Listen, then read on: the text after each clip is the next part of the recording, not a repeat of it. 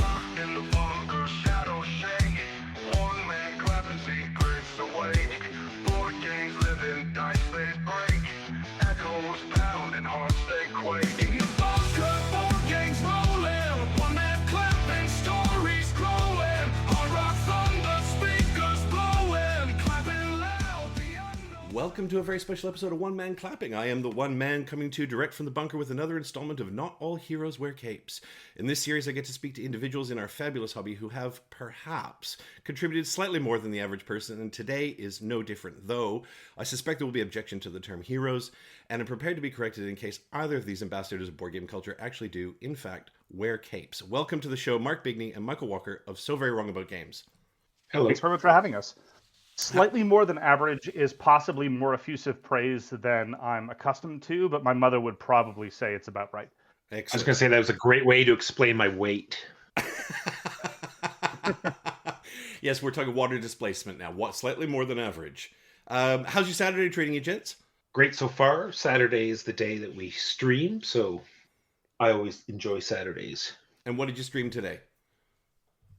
Today we streamed Rebirth by Reiner Knizia and Tirnog, an Irish card game. Excellent. And so I guess just a little bit of a history for the listeners is how this came about. One Man Clapping's just hit its 6-month mark. Congratulations to me. Thank you very much. It's amazing. But in October last year... Congratulations. Thank you. It's a big deal, isn't it, when you get your first 6 months under your belt? The overwhelming majority of podcasts, my understanding, is do not last past 3 months. So 6 months is an accomplishment. And I can understand that because it seems like a good idea at the time. And then you start and you get to that 3 and 4 month mark and you go, this is actually like having another job. Yes, very much so. I say that I'm a failure in retirement. So this came about because I had a very clear notion when I launched One Man Clapping last October of how I wanted to spend my first year. And in that first year, I wanted to reach out to a number of individuals in the hobby, podcasters, designers, distributors, who I felt had made a meaningful difference in one way or another. And So Very Wrong About Games was definitely on that list. It was up at the top of that list. And I reached out to you, gents, in October last year with an email, which is obviously the only way we can reach out to people we don't know these days. And I sent an email and said, hey, guys, this is what I want to do. And Mark, you wrote back and said, it sounds really great, but there is no way on God's green earth that we can make that happen because you guys were going through some really tough times at that point. So then I touched base. Cover that, Walker. That's I was going to say, I don't know what you're talking about. I don't remember anything. We'll come full circle back to that. But then I reached out in December, or it was January, and I said, hey guys, remember me? I'm the dude you don't know in Australia who wants to take up an hour of your time. Can we maybe look at this? And you went, yeah, we can do that. And so we actually scheduled this for February. We had it locked in for February. There was a date, there was a time, but unfortunately I can't math. And I say we, this is the royal we, because I did the math. I wasn't expecting anyone to check my math. That's not a fair assessment of the situation. But we, the royal we, got the math wrong, and I ended up standing you gents up and leaving you sitting in Discord. And I basically got up Sunday morning to find a message saying, oh, hey, we're here. And it was awful. It was an awful day in One Man Clapping world because I thought, oh, shitballs, I have absolutely wasted this gent's time. But here we are. We have made it. We're all at the same table. Well, digitally, we're at the same table. And we're here for a great chat. So my thanks, gents, up front. I just want to say thank you for your time. Thank you for what you do. And I just want to tell you a story. sure.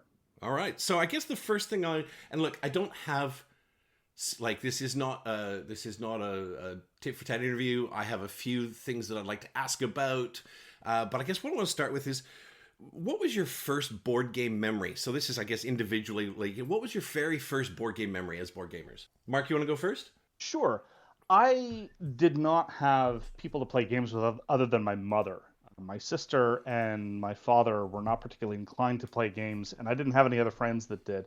My earlier memories focused around chess, of all things. Like many young children, I was exposed to chess. That was the kind of thing that you're supposed to teach kids, especially if you want them to be precocious or something of that nature. And I enjoyed the game, but tellingly, actually, for my future board game preferences, I was never really able to force the end game. This very pretentious in that I don't really like positional abstracts very much, as a rule, with a couple of minor exceptions. And you can teach me how all the things work and everything, but as far as putting together a puzzle to solve for a solution, not my bag. This actually is also the story of how I almost failed sentential logic in undergrad, but that's another issue entirely. And so that's largely my history growing up of not having anyone to play games with. So I was the kid who...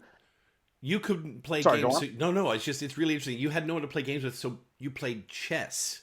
Well, that's what I was exposed to. That's okay. what, it's kind of... It's a bit like miniatures gaming or role-playing. You play Yes, what is available. Yes. Yeah.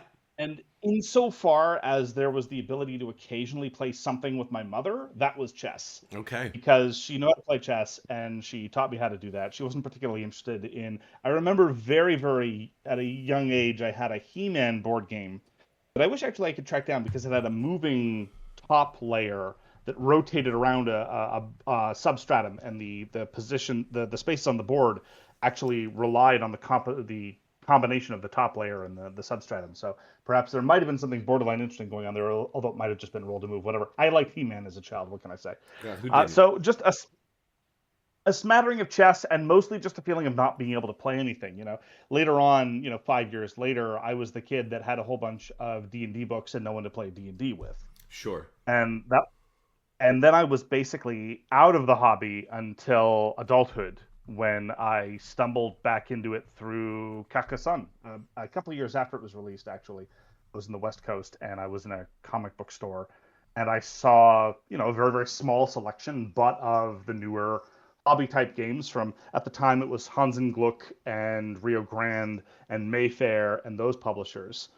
And after that, I was entirely hooked. So basically, it's a series of spurts of gaming for the early years of my life, and then upon attaining adulthood and the autonomy that comes with it, And the I've wallet. now been able to indulge my childish fantasies to their utmost. Fantastic. It's not so dissimilar to my own story, to be honest. And Walker, tell us about your first board gaming memory. I was going to say mine's very similar as well. With my parents, they enjoyed euchre, so there was a lot of euchre being played. And then between my friends and I, there's a lot of just the commercially games like Paul Economy, which is the Canadian Monopoly, and Survive, and the stuff you'd get at department stores. And then my most early sort of big gaming was role playing, and then that group would we'd role play for 3 or 4 weeks, and then we'd play some odd board game that one of them picked up for some reason, like Clayorama or stuff like that. And then at a convention, there was Space Hulk being played. And so I mailed a check to the United States of America, and they sent me my Space Hulk game. And that was sort of the beginning of it, because then we all got into Warhammer 40K. Sure. And so I ran a group, where we had like 14 tables throughout my house, and a bunch of people, and we play 40K and fantasy every week.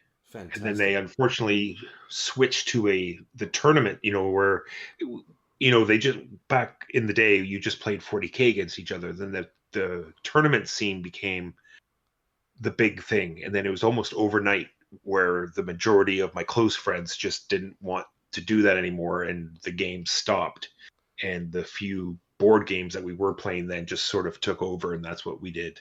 Fantastic. What was your role-playing game of choice, out of curiosity? We just did normal D&D. Normal D&D. And with some paranoia mixed in every so often. Fantastic. And so when did you two gents meet each other in the timeline? Shortly after I moved to Kingston, which is now about, I'd say, 10 years ago.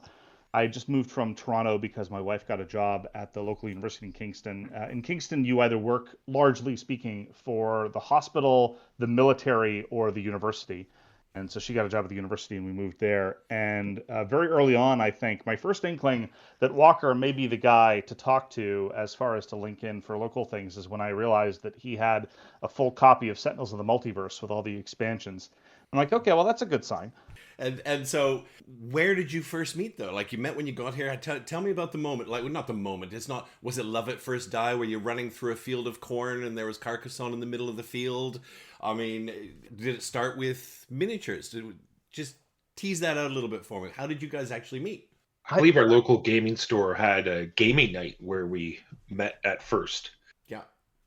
And then we just realized that the talking after the game was at least for me, was almost as fun as playing the game. And then it just advanced from there. And Mark sort of came into our group because that would be the one night I would be playing almost every night. And so that was the one night I went there. And then he just got merged in with the other nights as well. Nice. And so that was, yeah, sorry. I think I more or less invited myself over to your basement. I think the first time we spent time together outside of the public game night was we played, I think, Hansa Teutonica in your mother's basement, as I recall. That might have been the first time. Yeah, I'm the guy with the basement as well, so I understand people inviting themselves over, and we don't even mind. You know, we've got the space. If you want to invite yourself over, I'm that guy. So that was 2015, and then the first episode of So Very Wrong About Games was 2017. So how did you get from point A to point B? That's all Walker's doing. Okay, tell me about it, Walker. True. Much like I just said, I found as though the talking after the game, and not just so like, this is we do have a member that just likes to explain why he won, and that's not what I mean. I mean just like what part of that game is like the same as other games, and what does this game do better, and why would we want to play this one over that one, and sort of like the after game chat is just as fun as the game itself. 100%. And there was a bunch of other content creators already out there, and it seemed as though it was all about buy everything now.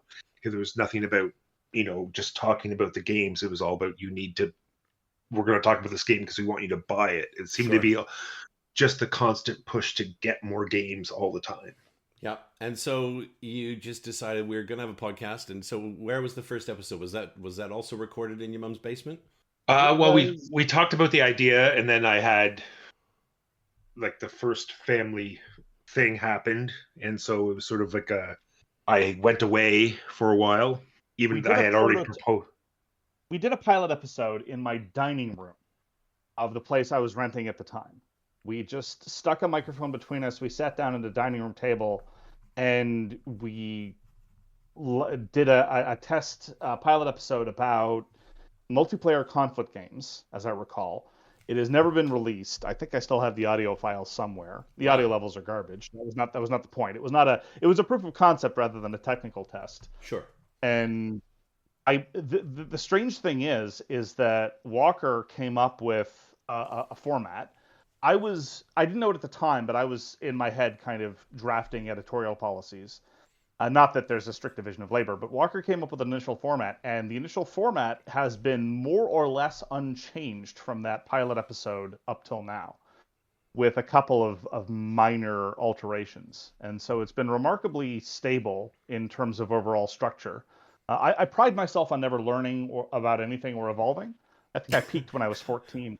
And so the podcast is definitely an indication of that. Well, look, if you go back and listen to episode 1, I would say you're definitely learning and evolving. How dare you insult our early content? It was not an insult. It was a clear and academic assessment. And I've only been doing it 6 months. If I go back and listen to my first episode, I can say there's a clear indication of evolution for sure. Did you remember episode 1? I think by the time so Walker then immediately felt so good about the pilot episode that he left for 6 months and went on a walkabout tour of Europe, the Middle East, and East Asia, as I recall. And when he got back, shortly thereafter, we recorded the early episodes in his bedroom of a basement ensuite that he was using of a mutual friend of ours. And I think we may have even erected some sort of crude blanket fort at the time. I don't remember, but I remember just sitting next to an ottoman. Oh no, it was an office chair with a missing back, I think. Walker, you can correct me if I'm wrong. No, this all sounds good. I believe I think they had like glass doors, so we'd cover up the glass doors because I knew the sound would reflect badly off of that. Man. Oh yeah, the glass doors, yeah. Yeah, there was an office chair with a back missing. We put the microphone on that and we would just sort of squat around it as though it were a campfire. We did that for a little while, and then Walker rented a room from another mutual friend of ours, and we recorded a few episodes there. And then eventually we settled on the Great Blanket Fort. Walker built a blanket fort in his basement, and that has considerably lessened the burden on my end because I do the editing. And so since then, The audio levels have mostly been dialed in with a couple of exceptions. And but I that must have been, I don't know how many episodes deep that was in, but eventually Walker built a solid top tier blanket for it out of moving blankets. Fantastic. So in that first episode, because I had not listened that far back as a listener, I'm probably, I don't know, 3 or 4 years back. I decided yesterday in anticipation that I would listen to episode 1. And look, the format, the first thing I got to the end of it, I'm like, well, that's the same show. It's literally the same show. But you did make a commitment in that show, Mark. I don't know if you remember. And I don't know as a listener and consumer of your content, the end result, I can't recall. But you in that show said, Walker, I'm going to get you over the line and make you love Sidereal Confluence. So like, I now have more information about why Walker doesn't like Sidereal Confluence. right. And so I do think I'm going to have to abandon that commitment. Fortunately, actually, we're discussing our upcoming, we're going to be having a very, very small convention in Kingston in July. Yes. And the listeners are rabid for Sidereal Confluence. And so probably the final triumph over Walker's reticence will just have to be the acknowledgement that he's going to be co-hosting a convention where Sidereal Confluence is played more or less around the clock. Look, it's not about me, but I will tell you a very short Sidereal Confluence story because I really like Sidereal Confluence. I'm a chef by trade, and so everything in my house is food.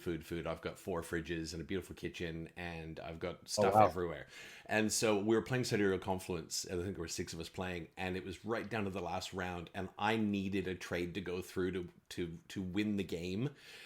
And so I was actually negotiating food ingredients on top of the cubes, boutique food ingredients that I had in my pantry on top of the cubes, which caused the Dustin who I was playing against to basically capitulate the game for these gourmet food ingredients.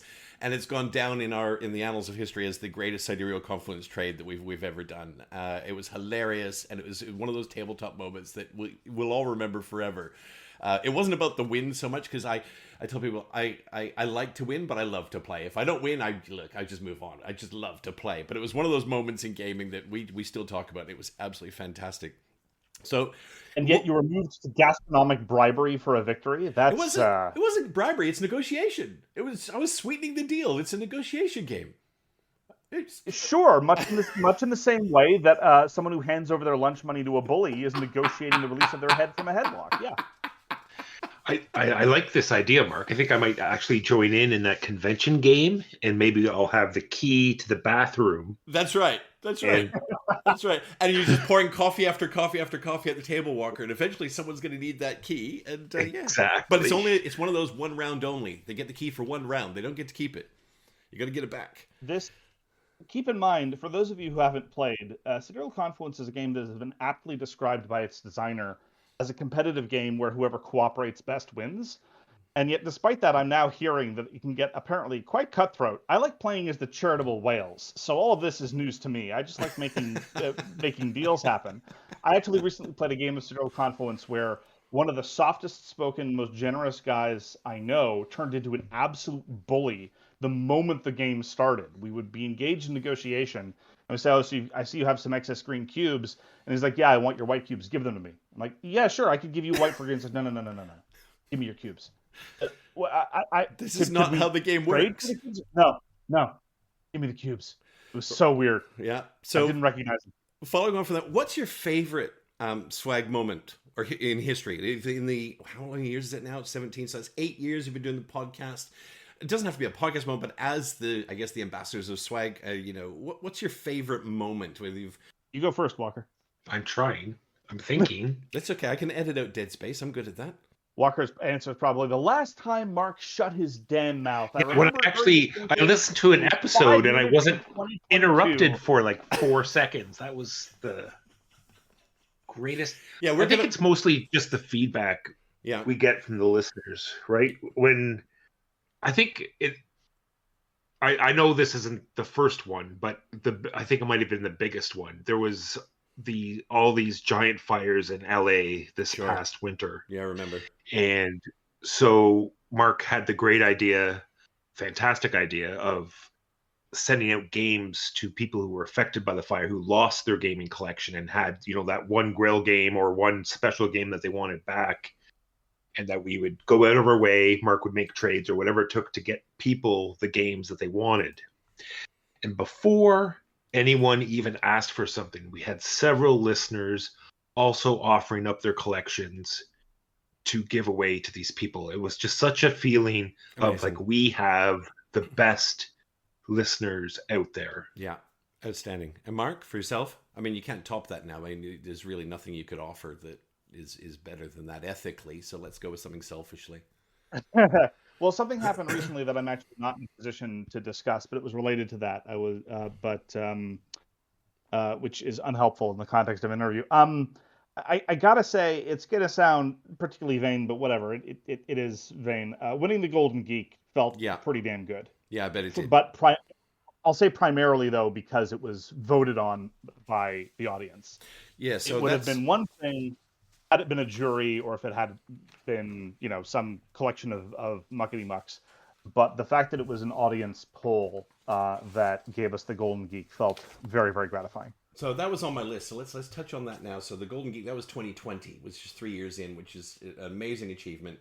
And unless I'm deranged, you can only do that once, can you? You can only win that once, and then you're done. You can't win it twice. Correct. Yeah. So talk about that. I guess that ride.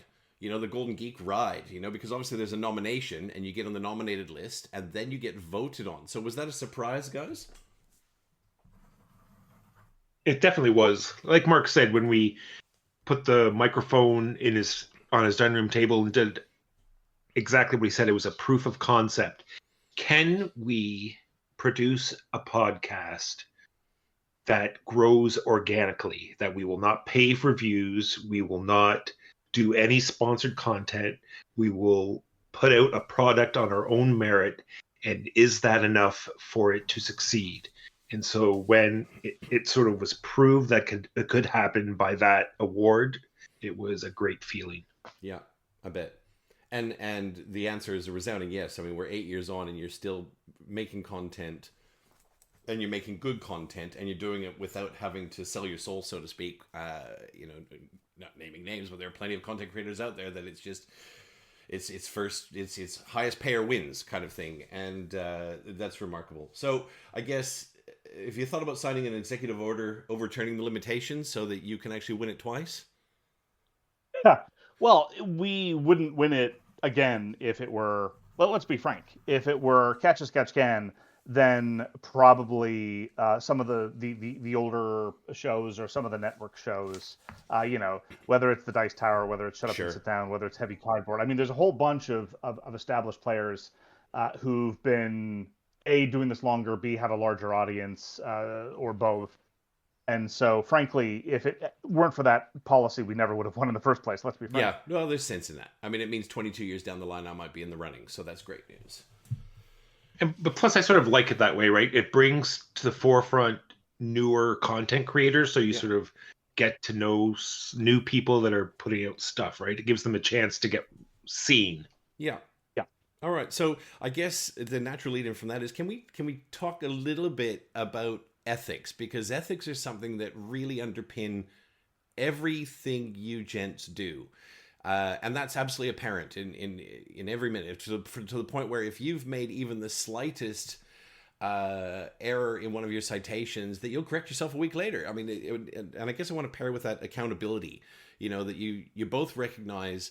And again, I'm talking as an outside observer. So, this is, I guess, the assessment of somebody who's consuming your content, that you both, with willful abandon, recognize the ethics and accountability of what you do. And that starts with citing designers and artists, but disclosing relationships. You're very consistent in your dialogue around these sorts of things, and I guess, where did that come from on a personal level? Because it's a wonderful thing, to be honest. It just means that we know as consumers that we're getting and I'll come back to the very transactional word, the data, we're getting it untainted, or as untainted as possible, because it's impossible to have anything untainted by your individual perspective, but we're getting it as clean as possible. Does that make sense? Well, it's what we aspire to. And again, it's not it's less a question of removing some of the level of taint. It's more about being as transparent as possible, For sure. so that But whatever why is information that you important to you convey- guys, Mark? Why is that so important to you? Okay, well, part of it is my background is as an ethicist. I was trained as an ethicist, and I taught ethics for a while before I retired and moved to Kingston. But on top of that, when Walker first proposed the idea of doing a podcast, my first reaction was, to be frank, I don't listen to board game podcasts. I don't know what they're like. And he kind of suggested that that could be an asset. But Yeah. I did spend the next little while listening to some of the major podcasts. And I don't want to name particular names, but there were some opportunities to learn by negative example. So whether it's being sponsored by a particular board game publisher, or whether it's a question of being somewhat indifferent to facts, or just thinking that it doesn't really matter, or being indifferent to attributing work, that just it rubbed me the wrong way. Yeah. And I've since, to be fair, in the years since, I've become somewhat more. I guess I would say I've tried to become a bit more broad-minded and acknowledge that there is different kinds of content for different kinds of environments. Sure. The analogy that I often draw to people who don't do anything about board games is, you might identify a Pulitzer Prize-winning movie critic, and on the other end of the spectrum, there's someone like Entertainment Tonight. I don't know if you're familiar with that franchise, Yep. but like, No, I grew up in glitzy Canada. Yep. yeah, advertorial content, right? Yes. Which is just like, what is X wearing? Who is Y dating? Stuff like that. And ideally, in a mature medium like film and television, when you go to a certain source, you know the kind of content you're expecting to get. You're not going to be expecting a sort of editorial, comparative, analytical presentation from Entertainment Tonight. In the same way, you're not going to expect much glitz and glamour, and you're not going to expect much gossip from the Pulitzer Prize winning film critic. Now, this is not to say that one is necessarily the strict equivalent of the other, but insofar as board games is a very, very young medium, and it doesn't have as well established rules or a sense of conduct or as clear delineation of those different kinds of media, I felt that it was unfortunate that fewer media didn't try to aspire to be a little bit more editorial, a little bit more critical in outlook. That's not to say that there aren't outlets doing that. Sure. It's just that there's less of a differentiation, and there's kind of a morass. And it is expected, and this is the part that I really object to, it is expected that the same channel, and I'm sorry if this is calling anyone out, can expect to do a paid advertorial on Monday and then do a critical review analysis on Tuesday of even some of the same movers. Yep. That's the part where, as the negative example, that this cannot hold. And if we're going to get a little bit more mature as a board game medium, we're going to need a greater degree of transparency, a greater degree of disclosure, and one hopes from that a certain degree of accountability, although that part largely comes from the audience. Yeah, look, and I couldn't agree with you more. And I think having the disparate models out there, if you are inclined to, pay attention, you know what you're getting. You do. You know what you're getting when you're watching someone and they've got ethics and accountability. You're watching someone, as you say, who is, without naming names or calling anyone out, they're doing a rah, rah, rah, paid, rah, rah, rah on the Monday. And, oh, by the way, we're going to pull this game apart, critically and methodically on Thursday, but there's nothing in it. I couldn't agree more, and I think it's a fantastic way to sum up the situation. Walker, anything you want to add to that? Oh, it's mostly, Mark said mostly it all, but I just want to add the main word that I use for the podcast is consistency. Yes. Not only in having it out every week, but having, like you said, the same morals, the same constant thing, because we have listeners that don't agree with anything we say. Mm-hmm. But because we are constant, we stand up for what is right, and we keep the same level. Well, we try. They can use that. We try. Yeah. They can use that to gauge our criticism of something they like, to understand why they would like it, just because we are constant. And they're still listeners, right? If they're right. disagreeing with everything you say, the podcast does what it says on the tin. It's so very wrong about games. Don't agree with us, and that's what I love. Is you basically say, don't agree with us. We don't care. We're here to give you our perspective, and it's very clear that that's your perspective. It's I love Lacerdas. I absolutely love Lacerdas, and I know you gents aren't huge fans, and that's okay. We can still be friends. So I guess that consistency is a really important, I guess, underpinning character of the podcast, right? And one of the things that I want to drill down, not for hours and hours, but just for a few minutes, is you gents have very clear thoughts and opinions on diversity and equality, representation of minority groups, representation of women in gaming, and I one of the words I used in one of our correspondences, Mark, was, it's a courageous thing, in 2025 to actually have a stance on these things. And you immediately disputed the notion of courage. And anyway, it doesn't matter. We go back and forth on that all day. But I think it is courageous in 2025 to stand up and say, we have a medium. We are here and we are delivering content to you. And we have a very clear stance on this. And it's because this is very polarizing, these sorts of things. And I guess, can you just unpick or chat a bit about where this is driven from? Because, like, as you say, Walker, it's about consistency, and I think that consistency has to use the same paintbrush across all sort of aspects. But as a father of 3 daughters, your stance on representation of women in gaming is really important to me, and I really get behind that. Like, I love playing mini games, but every time I pull a game out and it's got a barbarian woman in a bikini, I'm like, what are we doing here? So I guess I'm a fan of that stance, but it comes with a cost sometimes. Well, Walker very early on articulated a very strong principle of growing the hobby. And I'd like to encourage him to talk a little bit more about that in that context. Yeah, please. Well, it's mostly just having everyone feel welcome. And I'll come up with all these keywords. We're in the board game industry. It's keywords. So the keyword here is time, people's time. It's very precious. Not only to me, my own time, but other people's time. I know that sometimes people have such a 1 hour for their entire week to play a game. And I want that experience to be the best possible experience it can be. I want them to feel welcome. I want them to feel that they belong at that table. And when they're done, that they had a good time. Yeah. So to a certain extent, it's entirely selfish, right? When I look around the table, and I've been doing this for decades, and you see just a whole bunch of white cis dudes, I think, what's the half-life of this hobby going to be? Do we want to grow this? Do we want to have more people involved? Or do we want to have fewer people involved? And that redounds not just to the social group you have, but also to the designs you have. We've talked a couple times about the Zenobia Awards on the show, and the output of the Zenobia Awards, which seeks to reward and encourage the publication of and connect designers of color or who are treating on topics, lesser explored topics in history, and connect them with publishers and connect them with mentors. The output of the Zenobia Awards are fascinating designs that are utterly unlike a lot of what else is on the market. And the sense of homogeneity is toxic to a creative medium. And that's another thing that's kind of driven some of our editorial content over the years. Like, yeah, so this worker placement game, this auction game, this area control game, this area majority game, it's perfectly functional, it's fine, I had a good time playing it. How does it compare to the 50 other ones that I've played in the past 10 years, sure. Right?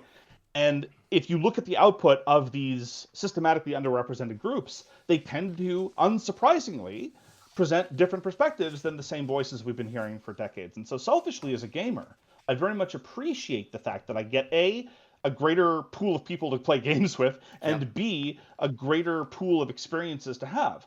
And ultimately, pure selfishness alone can drive it there. And then there's just a more abstract editorial point, which is I'm always amazed at these historical wargamers who want to show up and either write a review or produce a podcast or whatever, and they said, let's just keep politics out of it. And I'm like, look, guys, and it's almost always guys. Either these things are worthy of discussion or they're not. Yes. If they're not worthy of discussion, fine. But if they are worthy of discussion, we need to evaluate them as cultural products. And if we're going to have a discussion about a cultural product, can we not have the obvious, relevant, and interesting discussions about various aspects of cultural products? It's mind-boggling. Yeah, it's not a fictitious setting. I find it so shocking that these people want to spend so much time discussing something and yet leave out the vast... They want to obfuscate the I guess, the general nature of the entire incursion, so to speak, rather than dealing with it head on and talking about it, for sure. It's a form of lobotomization. Yep. It's the It's just, I want to devote a substantial amount of my life and a substantial amount of my thought to these things, but do it in a dumb way. I don't get it. It's utterly confounding. In your podcasts, you know, and we talked about this a little bit, I think, in the pre-show when I was talking about, you know, legal disclaimers and such. You guys are notoriously sort of cagey about personal details in the podcast, you know, using pseudonyms for friends and family, which I totally get and understand why. And there's kind of a veneer of a veil over your personal lives, but you weave enough tidbits in there that your listeners feel like we're still a part of it. You know, we get a little peek behind the curtain now and then. You know, it's kind of a blurry line, so to speak. And I guess if that makes sense. And I guess the question, I know why it's important to me because I do a similar thing, but why is that line important to you guys? Well, there's always going to be a strange parasocial relationship between creators and their audience. And it can be very alienating in a way to shout into a can and not get a whole lot of feedback. But at the same time, I'm one man clapping. I just shout into it by myself. So I get that 100%. But at the same time, from a listener perspective, and this is one of the reasons why, even as long-form content in other media is becoming vanishingly rare, it is the case that podcasts, often an hour, 2, 3, sometimes longer, are still very, very dominant in the marketplace. And the reason why is because they're shockingly intimate for the listeners. And they really do feel like they have this relationship. And I definitely feel that way about other podcasts that I listen to. I listen to episodes of your podcast. I feel like I know you, but I only know a version of you, right? I know the version of you that you're presenting on air, which may be consciously or unconsciously different from. Sorry, I taught a course on interpersonal relationship, and we interpersonal communications in college once. And ever since then, I've been thinking about Guffman and well, setting all that aside. All these parasocial relationship things are fascinating. But getting back to your specific question about our own editorial policies, one of the things that I find maddening as a medical ethicist, which is how I was trained, was how little attention a lot of people, both practitioners and otherwise, pay to confidentiality. Mm-hmm. You hear confidentiality violated all the time. Sure. And early on in the podcast, I realized that I didn't have the permission of any of the people that I played games with to talk about them, repeat anything they'd said, or to attribute views to them. And so I'm like, oh, okay. And so Walker came up with the idea of referring to these people in the generic as Huey, Dewey, and Louie. Yeah. And eventually that metastasized into specific Huey, Dewey, and then 2 Louies. And then there needed to be other aliases for other people. And we actually have a section on our website called Dramatis Personae, where we just give fake bios of all the major players sure. in the elaborated SWAG universe. And it's just because I value their confidentiality. I don't want to use their names. I don't want to use their identities without their permission. And so it just became vastly easier to give them pseudonymous and in many times exaggerated personae. Yeah. Look, and I couldn't agree more. The Fox, who is the pseudonym I use for my beautiful wife, she's a lawyer, and it's not that she gave me any counseling on this, but I have an MBA. I understand ethics. I understand compliance and governance, and the gray area of going into open media and saying anything about anybody is a minefield. You know, it's an absolute minefield. Did you want to add anything to that, Walker? Because I've got a. I'm just saying, and I was going to say, just some of them listen to the show or know that people locally listen to the show, and I didn't want them to come in to the gaming sessions thinking that they couldn't say something or didn't want to do something, because we're going to talk about it on the show. So just so they'd feel at ease, I think this was the better way to go. Nice. So last year was a challenging one for you, gents, because it was around, I want to say, late August, early September. Walker, you had a stroke. I did. Have I got the timing right for that? When I always forget what the actual date was. When is Canada Day? Well, Canada Day's July. Same July. Same day it's always been for 100 years. It was the day after Canada Day. Okay. So when that happened, I want to say it's kind of like that veil or that curtain was kind of pulled back a bit, Mark, because you were still online, you were still broadcasting, and it was it would have been so easy to say, Walker's sick, Walker's unwell, right? But instead it was total transparency on what's happening with Walker, right? Which was both shocking to your fan base, because I'm speaking from a personal standpoint, because I think Walker and I are not far away in years and age, but also it was a very different sort of thing, whereas that thin veneer that is sat there and sort of semi-protected your personal life, because although Walker mentions Costco many times in the podcast, your podcast. He doesn't quite come out and say what he does. You know, he could be the national managing director for all of Canada. We don't know. All of a sudden, this is what's happening in our life, and it's deeply personal, and we're going to tell you not so much everything, but a lot more than you have. What was the driver behind that level of immediate transparency, gents? Well, it was Walker's idea. Go for it. Yes, yeah, so tell us, Walker. I don't know what Mark. I just think it was a large event. It had the potential of derailing the whole thing. Yeah. Depending on how, you know, you don't have any idea what's going to happen. Yeah. How much the recovery is going to be, what it's going to be like after the fact, and it was one of the things just to be upfront. Sure. Because it was going to interfere with the consistency. And I can imagine it had the potential to end So Very Wrong About Games, but potentially, depending on how it went. Oh, for sure. Because like no two strokes are the same. I could have had no voice or vision or any number of things. In the immediate term, though, I definitely knew that although the possibility of having to abandon the podcast was there, in the short term, I wanted to keep it going, and I'll be entirely blunt. It's because I was going to be damned if while Walker was recovering, I was going to cut off his source of secondary income. Sure. I mean, it's not a well-paying job, but it's a paying job, and I certainly wasn't going to. Oh, Walker, you're sick. Oh, okay. Well, I'll cut off your income now. Yeah. That was not going to happen in the immediate aftermath under my watch, and so I do have to stress that a large number of people. Some of whom I'd never even spoken to, some of whom relatively big names in the board game industry, crawled out of the woodwork and started offering all manner of assistance. I actually had a number of other guest hosts lined up whose services I kind of had to unceremoniously preempt because Walker recovered in about 5 hot seconds. Yeah, which is amazing. Borderline miraculous. Yeah. So I guess it was, and I'm only reading between the lines for both of you, but we only got to see sort of Mark at the time. It was an incredibly stressful time. And I remember it was because I am a patron supporter, so I do get the unedited podcasts. It was the first swear word I'd heard in So Very Wrong About Games. Your cold open on that one was about 14 F-bombs.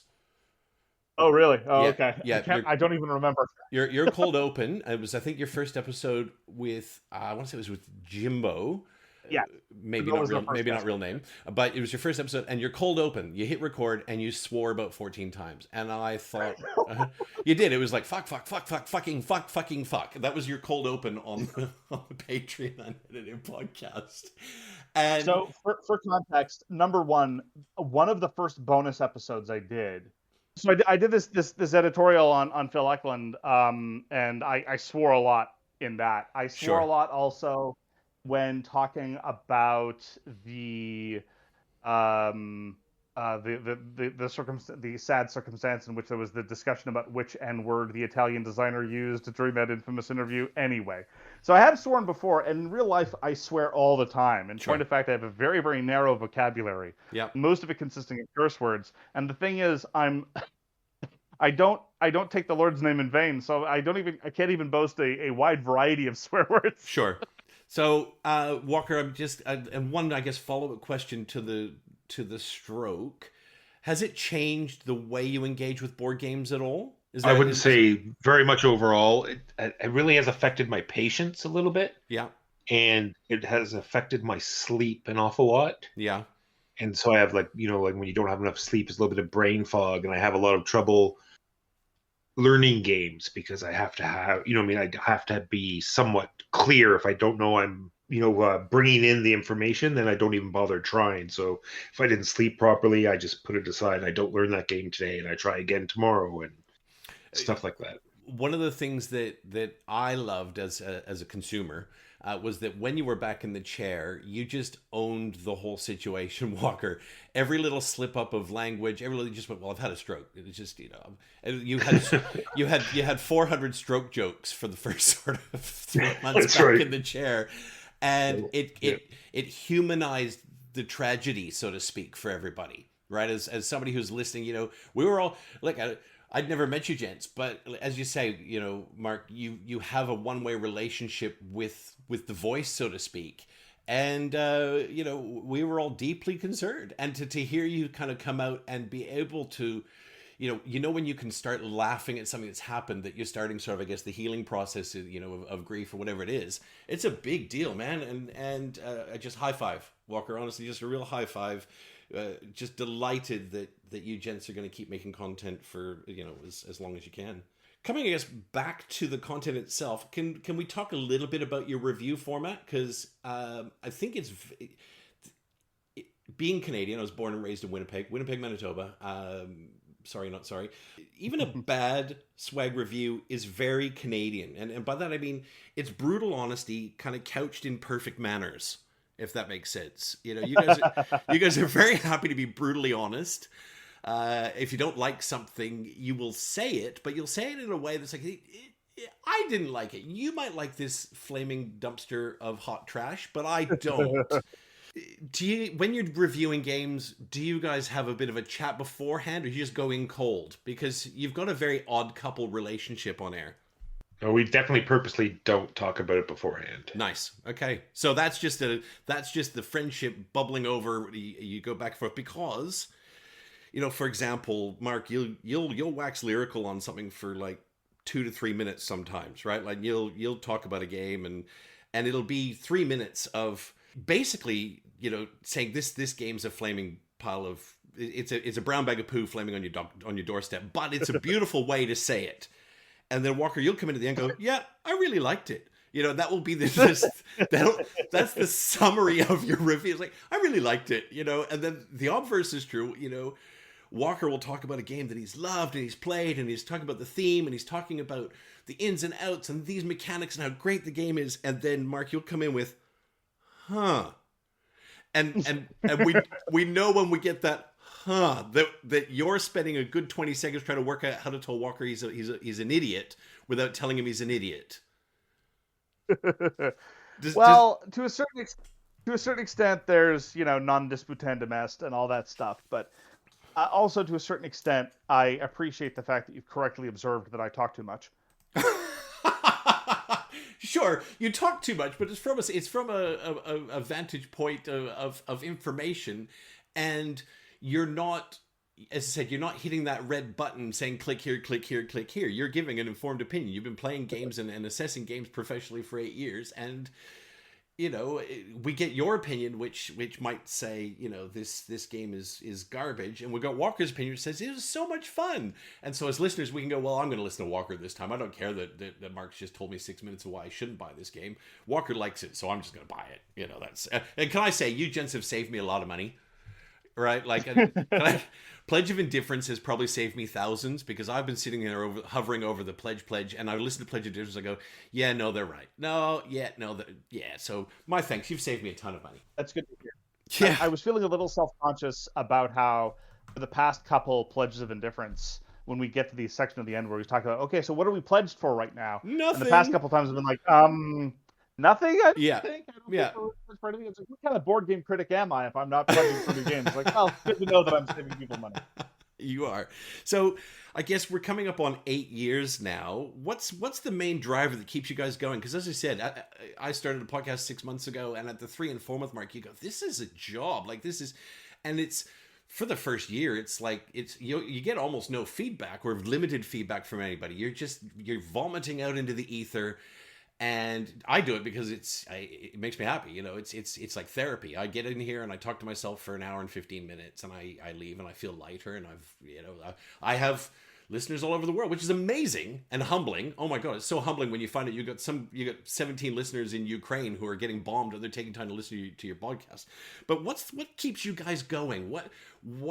Where's the strength and impetus and energy still coming from after 8 years? I think it's what Mark's been saying a lot recently, and that's like practicing self-care, like knowing when we have to skip a week, knowing that when we have to, pull back and do less. Like when we were talking earlier in the show about, the first episode, I kind of went back and I looked, and it's like, we did a topic and a main game every episode for the first couple years. Yeah. And I have no idea how we did that. Yeah, I don't understand it. And then so thankfully, we pulled back and said this is just too much, and then we started rotating. And when stuff like that comes up, we see one of us is struggling or we're not feeling it that week, and we just know when to pull back. Anything you want to add to that, Mark? Well, the partnership helps a lot. I don't know how you do it. Yeah. But I only know how to do this with a partner, and that helps a great deal. And I remain consistently interested in what Walker has to say about things, despite my better judgment. And on top of that, I will say, I mentioned before that in July we'll be trying for the first time to hold a very, very small convention. We were very fortunate to go to Shucks, Shut Up and Down, Sit Down Expo, 2 of the years that they did it, 2 of the last years that they did it. And being able to meet people in real life that listen to your show is among the most energizing experiences possible, even when they're telling you all the things they hate about it, which many people are willing to do. And it just contextualizes I might disagree with something you say. I don't hate anything you've got to say, gents. It's yeah. Okay, permit me a certain degree of narrative hyperbole when recounting these instances, but it manages to contextualize things because we are present for 100% of the production of the show and for 0% of the consumption of the show. Sure. Yeah. all that you have are numbers, and they're not even very reliable numbers. No. And so it can get very difficult to contextualize what it is that you're doing and understand that that it has any impact on anyone's life. And being able to get every few years just in-person feedback from people that say, I listened to the show. Thanks for putting out the show. Yeah. Even that alone is enough. Nice. And I'm hopeful to be able to have those opportunities every now and then. I mean, I should probably go to more conventions. Then again, I go to every convention to which I've been invited. But sure. There we have it. So can we chat just briefly about Congrès, So Very Wrong About Games, Fun Times, I had to write this down, Good Vibes Only, Trans Rights Are Human Rights Board Game Jamboree. Thank you for getting it right. Thank you. Yes, I had to write it down. I don't make many notes for this sort of stuff, but I wrote that down word for word to make sure I got it right. So talk about that a little bit, because I can tell you, if I could get to Kingston, Ontario to play games with you guys, I would. But it's unless I drill through the earth, it's not going to happen. Well, I get. How did it come about? I guess, gents. What made you decide that you want to host? I don't know how many it is, 150 people or whatever it is, and. No. Oh no. No, currently we have about 40, and we might get another 20, maybe. Okay. No, very, very small. No, mostly it was 2 things. First, exactly what I was talking about, the desire to have those kinds of in-person experiences and just be able to spend time with our listeners and get a sense of who they are and give them a chance to talk to us if they have anything they want to say to us.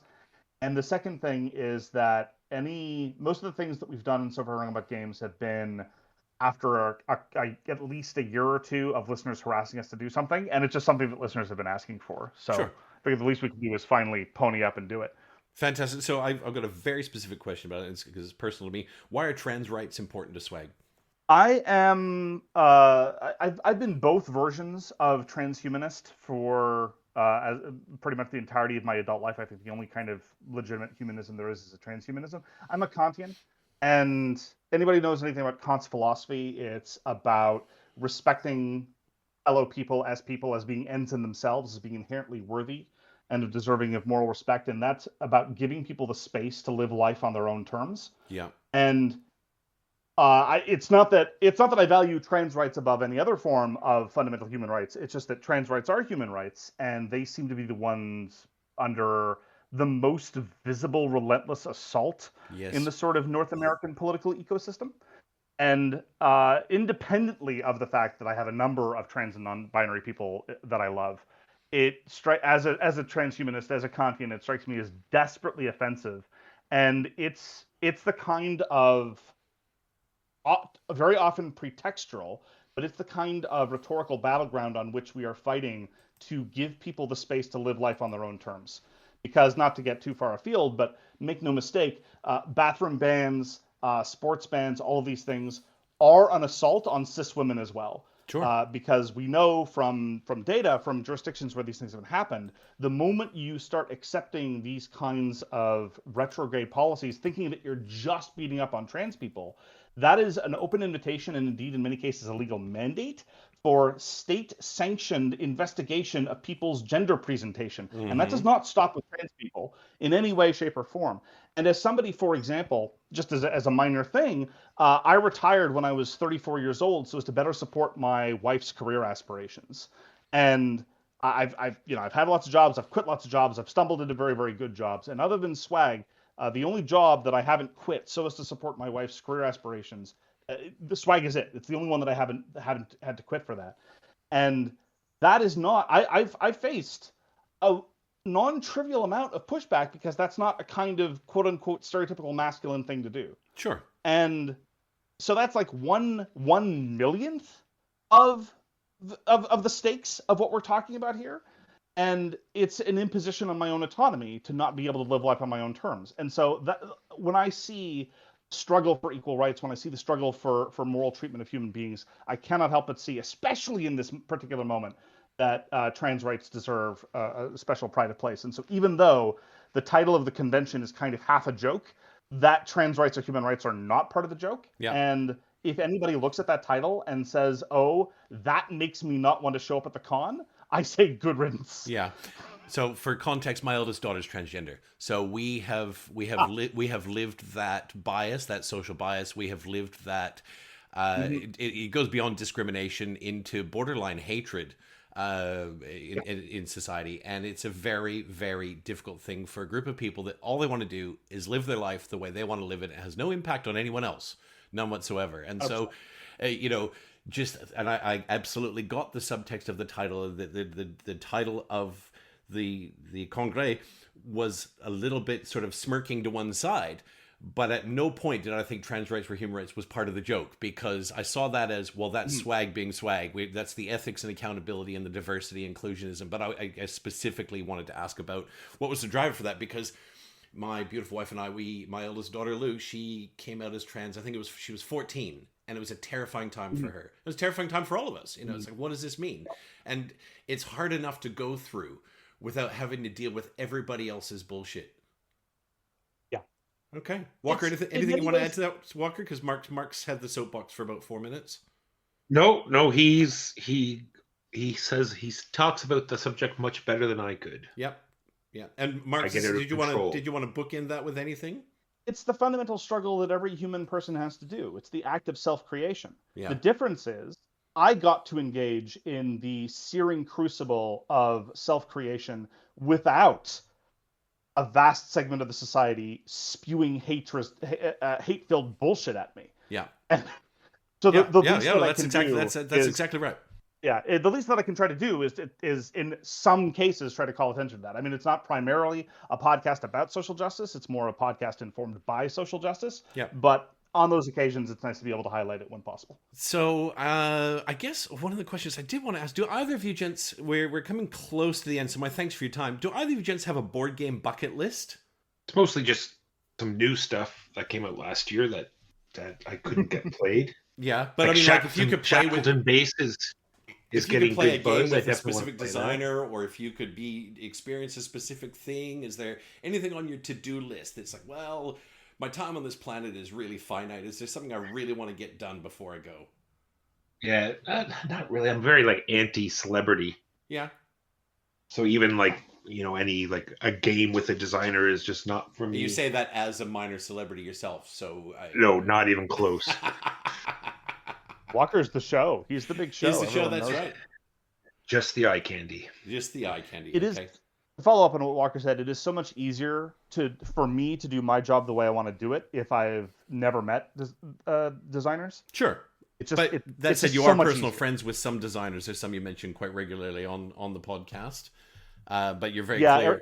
Eric Royce and Chris Cheslick. I became friends with them before I became a board game critic. Sure. So that's just baggage that I bring in from bring into the job from before I started the job. Yeah.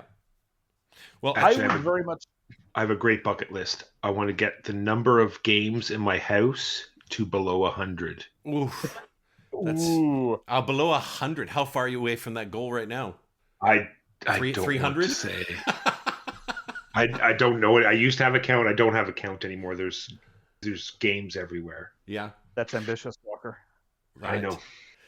So, look, without getting too philosophical, it's one of my favorite quotes of all time is, a society grows great when old men plant trees in whose shade they know they shall never sit.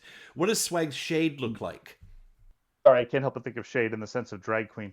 Oh, that's you go where you want to go. That's it's what is the legacy? What is it you guys want to leave behind? What's when this is all done, when the end game scoring is done, and you've gone around the Kramer track? What does Swag's shade look like? Does that question even make sense? I would say integrity. They always held to their morals, except for that last year where they sold out everything.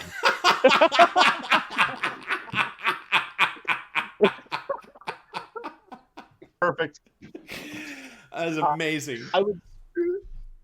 Yeah, and if those incoherent yabos can have a podcast, maybe I can too.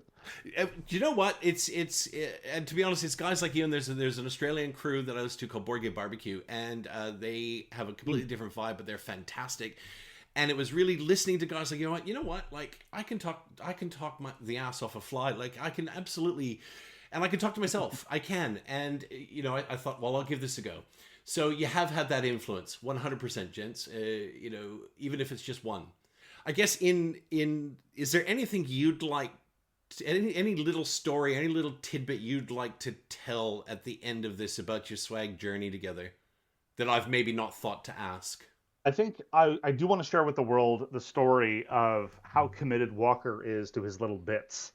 Because knowing Walker is kind of like on a never-ending roller coaster of irony and trolling, and I think it's important that the world understand this. We talked a lot about Walker's stroke. The day after he had a stroke, I texted him about doing Pledge of Indifference later that week, and that was about 2 or 3 days later, and he said, "Sure, no problem. I'm in the hospital though." And I said, "Oh, what's wrong? Is something wrong with your mother?" And he says, "No, just had a stroke." And that's how you got the news? The way he told me. Jesus this is the way he Christ, told me Walker. I'm not going to be able to make it. I've just had a stroke. No, he didn't even say that he wouldn't be able to make the recording of the thing. Wow. He just even the day after, as he was recovering in the, I believe at the time you must have been in the ICU. You're like, here's an opportunity. I'm going to get him good. Oh, my God. That's horrifying. Speaking of horrifying, this is not gaming related, so it probably just you can cut it. It's just because it was a story that I was telling some people today. It was karma. It got back at me because this is the night of the stroke. It happened in the morning, so this is the evening. I'm not sure what time it was because, I'm in this room with several other people, and they brought in this gentleman that either had a drug overdose problem or a concussion, and they had to keep him awake, and they were having trouble keeping him awake. And the funny part is that his name was Michael as well. So there I am lying in bed with my newly acquired brain damage and heavy medication, and all I could hear was, "Michael, wake up, Michael." Oh my goodness. "Michael, wake up." And I don't know if you can understand the psychological damage that does to you when you wondering if you're awake or alive or what's going on. It was quite horrifying. It shouldn't be funny, but it is. Yes, exactly. So I guess the last question I'll ask, and this is it's a personal one. As a chef, when chefs get together at the end of a night, or we've had a few drinks, whatever the thing is, we play last meal. If this was your last dinner, what would your last meal be? And so on the podcast, I like to play last game. So for whatever reason, it doesn't have to be dark and dismal, but you can only play one more board game, and then you are literally done. You can't play another one. What would your last game be? Doesn't have to be your favorite game. Doesn't have to be, but what would your last game be? You can only play one more. You get one more board game experience. Walker, we'll go with you first. Well, I feel as though my Hansa Teutonica, I'm just going to say that. I think it's been the most rewarding game that I've ever played. Yeah. I'm not saying it's the best game. No, it but doesn't have to be the best. It's just you get one more experience for whatever reason. Yeah. Yeah. Hansa Teutonica. Mark? I'll just be boring and go with my favorite game, Tigers and Euphrates. It's not boring. If it's your favorite game, mine would be Voidfall. You can ask me, I wouldn't even think about it. Voidfall. I want to play Voidfall one more time. You could ask me 1,000 times. It's not boring. If that's the answer, then that's the answer, right? It's not boring. Need to play Voidfall again soon. Yeah, it's. Absolutely. I had a game the other day, and it's still amazing. Gentlemen, my humblest thanks for your time. You didn't know me from, in Australia we say you don't know me from a bar of soap. I don't know what that means. It's an Australian saying. You don't know me from a bar of soap. When we started this, you didn't know me from a bar of soap, and I have delighted in the last, what is it, hour and 10 minutes, and getting to know you more, getting to hear the details and coalesce the story all in one place. Eternally grateful for your time. It's humbling that you've spent time. To hear that you've listened to my voice is equally humbling. So my thanks for your time today, gentlemen. Keep being amazing. Swag is one of the highlights of my week every week. I look forward to it. If it doesn't drop on time on Tuesday, I get grumpy. And I don't really. I do look for it first thing. And have a wonderful day with whatever you're doing the rest of the day. It's been a pleasure. Thank you very much. Thanks for invite.